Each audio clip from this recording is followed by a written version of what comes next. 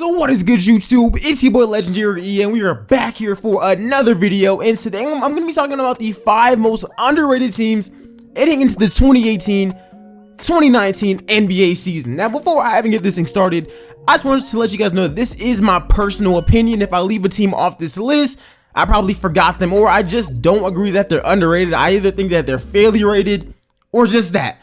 But anyways, guys, if you guys enjoy the NBA videos, make sure to go ahead and like it up, and of course, subscribe.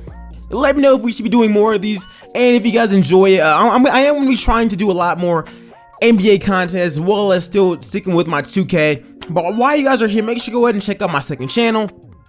And yeah, as I said before, make sure you go ahead and like, comment, and subscribe. But let me know who you guys think is the most underrated team heading into the season, where you guys think that they're going to finish as far as their record goes, and why do you guys think that they are underrated. And make sure to actually go ahead and engage in the comment section below. But other than that, man, let's get straight into this list. It's only 5 teams and like 1 honorable mention. So you know what? I'm not trying to take you guys' time. Let's get straight into it.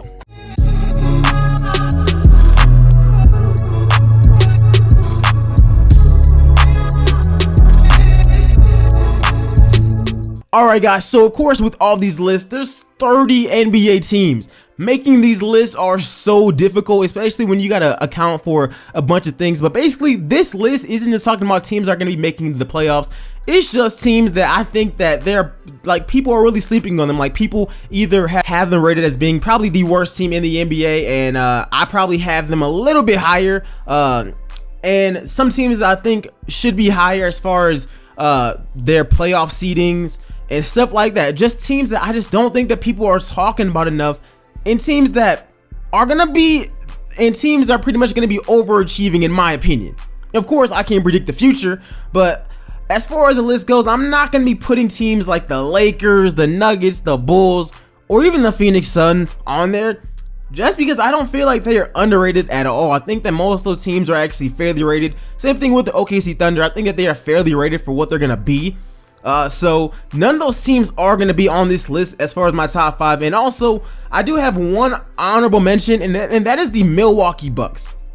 And they are my honorable mention. They honestly could be number 5 because number 5 is kind of a tie. I think that the team that I have at number 5 just has a little bit of an edge over them as far as talent goes. But obviously, the Bucks are my honorable mention because Giannis is getting his first good coach. Like, he's getting his first good coach. Of course, they're bringing back Eric Bledsoe. I think Bledsoe is going to be a lot better in Milwaukee than he was last season. They drafted Dante DiVincenzo. Yes, they lost Jabari Parker. Brook Lopez he's alright. I mean, he's pretty good as well. And of course, they're bringing back Chris Middleton and Malcolm Brogdon. Look, I'm looking for this team to improve, but realistically, I don't think that they're going to be. I could see them being the 5th or the 4th seed in the Eastern Conference. Nothing much higher, but I do think that people are sleeping on them. They are going to be a better team. It's just that all the teams in the East have gotten better as well, which is why it's kind of hard for them as far as their seedings go, but they might be able to make some noise in the playoffs. And let me know what you guys think about the Bucks. If you guys have them higher, I'm sure some of you guys have them higher on y'all's list. But Giannis finally has a coach, and I think that this is the year that, if any year out of these past years was the year, this is the year where I think that he has the chance to win an MVP. So hopefully he passes all of my predictions and he just balls out, puts up numbers, and he's on a great team and he gets a top 3 seed. I don't think that he can possibly get a top 3 seed, but who knows, man? Anything can really happen. The Milwaukee Bucks, they are my honorable mention. Let me know how you guys feel about that. Alright, so getting straight into my list, at number 5, we have the Washington Wizards. And the Wizards are ranked higher than the Bucks, in my opinion. The reason I'm saying that is because, first of all, John Wall is coming back. I mean, he missed part of last season with injuries. That team in general wasn't really feeling it. There was a lot of problems with chemistry, with the locker room, with injuries, as I said before. But they do got, I mean, Scott Brooks is a decent coach, and they're also improving at center. They traded Marcin Gortat for Austin Rivers. They brought in Dwight Howard. Now, Dwight Howard is a way better center than Marcin Gortat. And even though this is an unpopular opinion, Dwight Howard is still one of the best centers in the NBA. I know he's not like a top 5 center. He's He's in that top 10 somewhere. He still puts up a double-double. He still puts up numbers. He's still really athletic. His defense has kind of taken a hit because of all of his back surgeries and stuff like that, but he's still a great center nonetheless. And I think that this is going to be a really fun team to actually watch. First of all, Dwight, I would say that he's a better defender still than Marcin Gortat. He's a better rebounder than him, and I trust him scoring more. Like, if John Wall can get his pick and roll with Marcin Gortat was pretty lethal. If that one was good, what do you think that him and Dwight Howard are going to be doing? Look, a team with Dwight Howard, John Wall, Bradley Beal, Otto Porter, and Austin Rivers off the bench, that's a pretty good team to me. Now, of course, they got a hole at power forward. The Bucks have many more holes, but without a doubt, I think that they could either be the 3rd or the 4th seed in the Eastern Conference. The only teams that I see that are really better than them are the Boston Celtics and the Toronto Raptors. I know people are going to be saying, oh, Philly, Joel Embiid, Ben Simmons. That team ain't ready, though. That team is not ready at all. Like, at all. That team is not ready at all. And they have a lot of holes in their lineup as well, and question marks. So even though I think that Philly is going to be better, probably next season or this season after, definitely in the future, they're going to be a whole lot better. But right now, I think that the Wizards still edge them out, probably the 3rd or 4th seed. Like I said before, that's the reason why they're at number 5. I mean, I think that this is going to be a pretty good team to watch, and people have been taking shots at John Wall, man. I think they had him rated as like the 9th best point guard in the league from ESPN or was that Bleacher Report? Nonetheless, all those lists are trash, and let's get on to my 4th underrated team. At number 4, we have the Memphis Grizzlies, and I know nobody thought about this team. All right, but we have forgotten how good this team was just 2 years ago. Last season, they were pretty bad because they dealt with injuries, but I think that this team is definitely going to be one to watch. Look, 2 years ago, they were the only team to really give the Warriors any problems in general, and even though they lost David Fizdale, I mean, Mike Conley is coming back. Dylan Brooks is getting better. Yeah, they lost Tyreke Evans, but he wasn't even from that good team. And they drafted Jaren Jackson Jr., somebody who I think is going to be a really, really good rookie. Now, I'm not saying this team is going to make the playoffs or anything, but I think that they can definitely finish around that 9th, 10th seed, and hell, they might even surprise us and slide into the playoffs. We really don't know. I just think that people aren't talking about this team a lot. People are kind of just treating it like, oh, they were a bad team last year. They're going to stay a bad team, but we forgot how good that team was, how good defensively that team was. And Jaren Jackson, rookie, he can knock down a 3 and he can play really good defense. I'm looking to see what this team can actually do. Like I said, I'm not saying playoffs. I'm not saying they're going to be I'm not saying that they're going to be taking Golden State 7 games, winning good shit, none of that stuff. But I say that they are better than a lot of people give them credit for.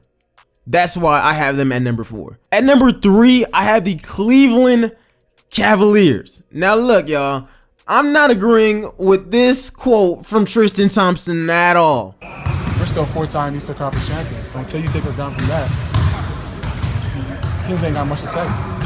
Boston, Philly, they ain't got much to say. Boston had home court game 7, lost. Philly, you guys almost got swept.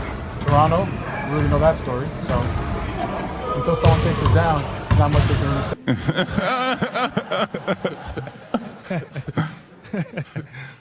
Now look, what he said was really crazy because they just lost the best player in the NBA. I even saw Marcus Smart tell him to start planning for his vacation. Wildly funny. Same thing with Ben Simmons and Joel Embiid going at him. Hilarious. But this whole narrative that Cleveland was trash last season and that LeBron just completely carried them, I always hate that narrative because this team was literally built for LeBron. He handpicked all these players, their contracts. Look, nonetheless, this Cleveland team is not that bad, man. It's really not that bad at all. This team is filled with a lot of great role players and another all-star. I mean, if you look at how the Cavs play whenever LeBron was off the court with Kevin Love, Kevin Love's numbers were extremely good, and I think that we're going to be seeing not the same Kevin Love from Minnesota, but kind of a watered down one, definitely than the one that we've seen for the last 3 seasons in Cleveland. But I think he's going to be good. Now, obviously, I'm not saying what Tristan Thompson's saying, that you got to worry about them if you're like the Celtics, and people got to respect them and stuff. But I think that this team could definitely make the playoffs. Like, I think this team will make the playoffs. Now, obviously, they won't be a top seed or anything in the Eastern Conference, but I do see them either being around the 8th or the 7th seed, just because their team is solid, and some of these East teams are actually pretty decent, but I could definitely see them around the 8th or the 7th seed. Look, this is a solid team, and they just picked up Colin Sexton. I think that he's going to be great for that team. Jordan Clarkson, George Hill, all these players, man, that's a really good team. Obviously, Boston and the Raptors are going to roll over them, but at number 2, I have the Dallas Mavericks. Now, the Dallas Mavericks, this offseason, they added Luka Doncic with the 3rd pick in the NBA draft via trade. They picked up DeAndre Jordan on a 1-year contract, and they still got Dirk. Yeah, Dirk's kind of, Dirk's getting up there in age, dog. But they also got Dennis Smith Jr., Harrison Barnes, and this team probably won't make the playoffs. They probably won't, but I definitely don't see them being as bad as they were last year, which is why Mark Cuban was so willing to trade away another draft pick to trade up and get Luka. This team won't be all that bad. I mean, you add DeAndre Jordan. Last year, they had Nerlens Noel. Okay, who's a major upgrade? DeAndre Jordan. Harrison Barnes is a great player. No matter what anybody says, Harrison Barnes is a great player. And I think that if he was just in a better situation, he could mess around and become an all-star, but that's not happening. He's in the West. His numbers ain't like that. Like, the team doesn't really play through him. So that was never going to happen. But Harrison Barnes, he's a great talent. Dirk, he can help all the young players. And Luka Doncic, I mean, people always say he's a EuroLeague MVP. He's this, he's that. I still have questions about it, but I still think that if he's half the player that people say he actually is, this is going to be a great team. So let's just see how they do. People think that they're going to be like god-awful, finish with one of the worst records in the NBA. I could see them being around that 10th, 11th seed. Even though that's not great, it's for sure not the worst. So let me know what you guys think about the Dallas Mavericks. Like I said at the beginning, none of these teams I'm saying are going to be amazing. It's just that I think people are sleeping on them a lot. But I think with Luka and DeAndre Jordan, this team upgraded significantly from what they had last season. At number 1, we have the San Antonio Spurs. Now, the Spurs obviously traded Kawhi Leonard and Danny Green for DeMar DeRozan and Jakob Poeltl. But we gotta remember that they made the playoffs last year without Kawhi. And on most lists and most predictions, they don't even have the Spurs making the playoffs, which I think is wild because, yeah, DeMar DeRozan chokes against LeBron, but he's coming to a team, well, a coach, Greg Popovich, probably the greatest coach of all time. The only competition is like Phil Jackson, but he's somebody who his teams always play great defense. So I think that DeMar DeRozan will become a better defender.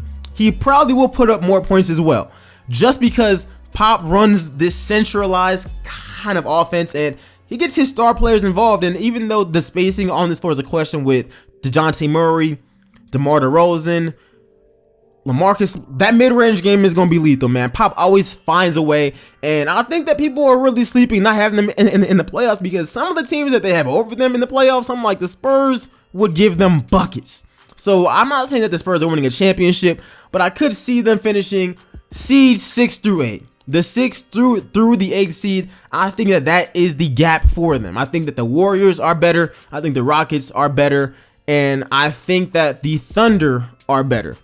Those are really the only teams that I could say definitively are better teams. All the rest of those teams are really questionable, but since I think that there will be a learning curve, I can see them being around the 6th through the 8th seed.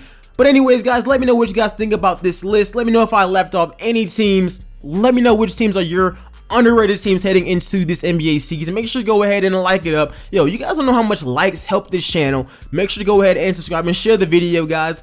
And if you guys are brand new, thanks for joining the fam. I really appreciate that. But other than that, guys, let me know which topic we should be talking about next. And I'll see you guys in the next one. I'm out. Peace, y'all.